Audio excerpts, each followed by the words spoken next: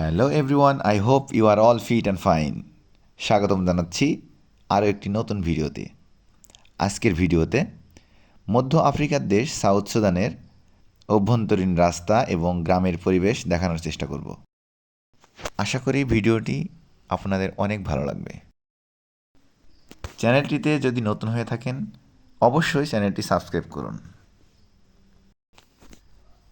চলছে গ্রীষ্মকাল।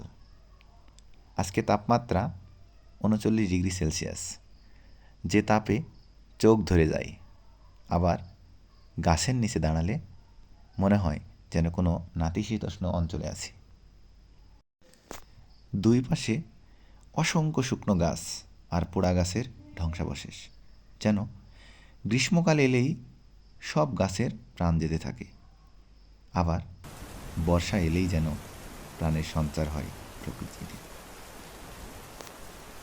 আর বর্ষা যখন শুরু হয় মুষলধারে হতে থাকে। রাস্তার মাটিগুলো রেইনকাট হয়ে নিচের দিকে চলতে থাকে অবিরাম।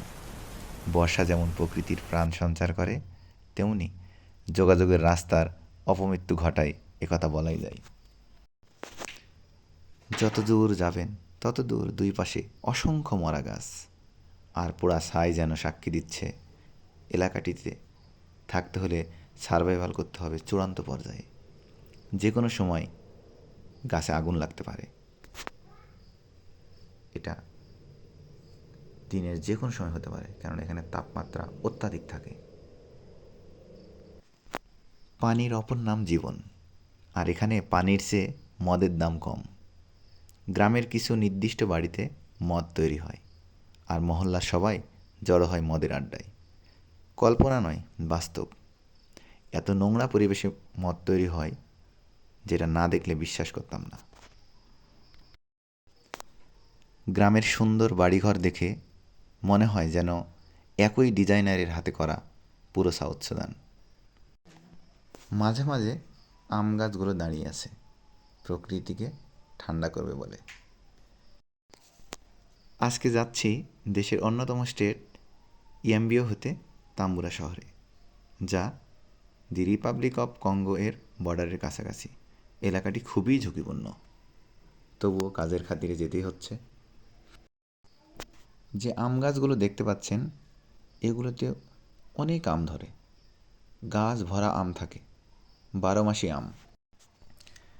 গ্রামের মেধহীন মানুষগুলোকে দেখলে মনে হবে কয়েকদিন তারা খাবার খায়নি, অথচ এদের মেজাজ সবসময় চরমে থাকে।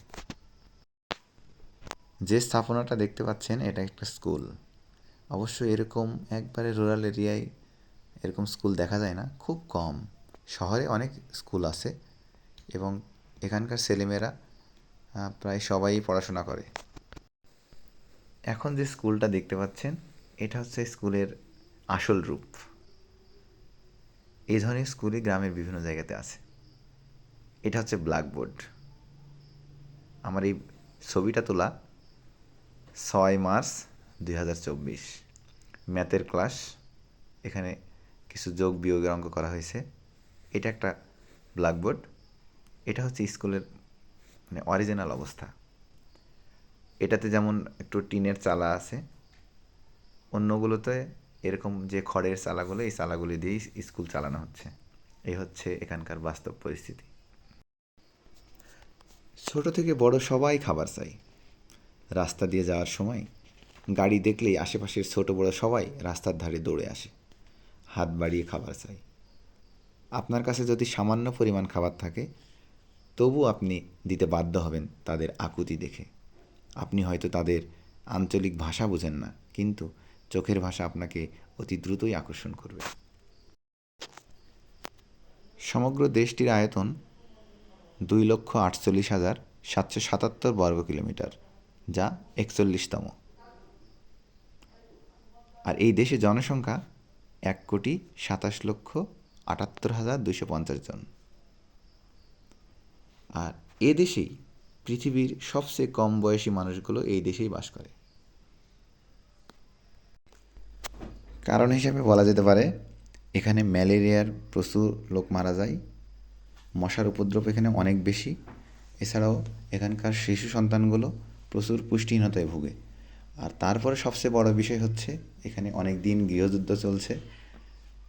এখনও এক এক গোষ্ঠীর সাথে আরেক গোষ্ঠীর সবসময় দ্বন্দ্ব ফ্যাসাদ লেগেই আছে, প্রতিনিয়তই লোক মারা যাচ্ছে, যার কারণে এই দেশেই প্রাপ্তবয়স্ক লোকের সংখ্যা খুবই কম এবং ওয়ার্ল্ড ওয়াইড কম বয়সী লোকের সংখ্যা সাউথ সুদানেই বেশি।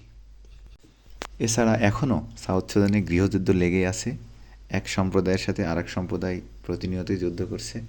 এখানকার মানুষ জাতিগতভাবে স্বাধীন হলেও এখনও সব লোক স্বাধীনতা পায়নি। আজকে এই পর্যন্তই। পরবর্তী ভিডিও দেখার আমন্ত্রণ জানিয়ে আজকে শেষ করছি। আল্লাহ হাফেজ।